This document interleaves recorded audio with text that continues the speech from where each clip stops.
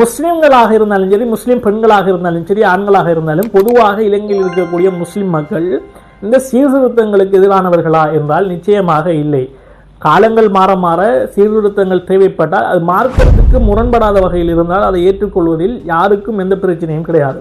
ஆனால் தொடர்ச்சியாக காலகாலமாக முஸ்லிம்கள் மீது வைக்கப்படுகின்ற அலிகேஷன்ஸ் தான் திருமண வயதை தாண்ட இந்த பிள்ளைகளுக்கு 18 வயதுக்கு முதல் அதிகமாக திருமணம் செய்து வைக்கிறவர்கள் முஸ்லிம்கள் தான் என்று இவர்கள் இந்த நாட்டிலே எந்த விஷயம் நடந்தாலும் உடனே இதை தூக்கிட்டு வந்துடுவாங்க. இனவாதத்தை வைத்து அரசியல் செய்யக்கூடிய எல்லோரும் கையில் எடுக்கிற விஷயம் தான் இந்த எம்எம்டிஏ.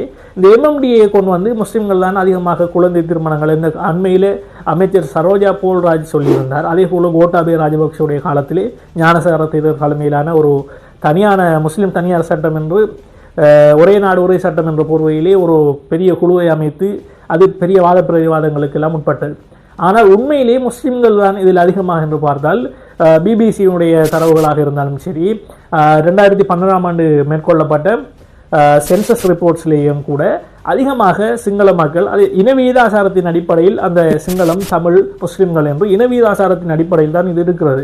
எனவே எல்லா இடங்களிலும் இது நடக்கிற ஒரு விஷயம். ஆனால் முஸ்லிம்கள் மீது இந்த அலிகேஷன் தொடர்ச்சியாக வைக்கப்படுகிறது என்பதும் ஒரு ஏற்றுக்கொள்ள முடியாத உண்மையாகத்தான் இருக்கிறது. அமைச்சர் போல்ராஜ் அவர்களுக்கும் பாராளுமன்ற உறுப்பினர் அர்ஜுன் அவர்களும் இது சம்பந்தமாக பேசியிருந்தார். இவர்களுடைய அறியாமையான இந்த கருத்துக்களுக்கு, விவரம் தெரியாத விஷயங்களுக்கு பதிலடி கொடுக்கும் வகையில் லோயர் முஷ்ரா ஷாருக் அவர்களும் ஒரு வீடியோவை வெளியிட்டிருந்தார். அதே போன்று பாராளுமன்ற உறுப்பினர் முஜிபுர் ரஹ்மான் அவர்கள் ஆதாரங்களோடு மிக துல்லியமான விஷயங்களை பாராளுமன்றத்திலே சமர்ப்பித்திருந்தார்.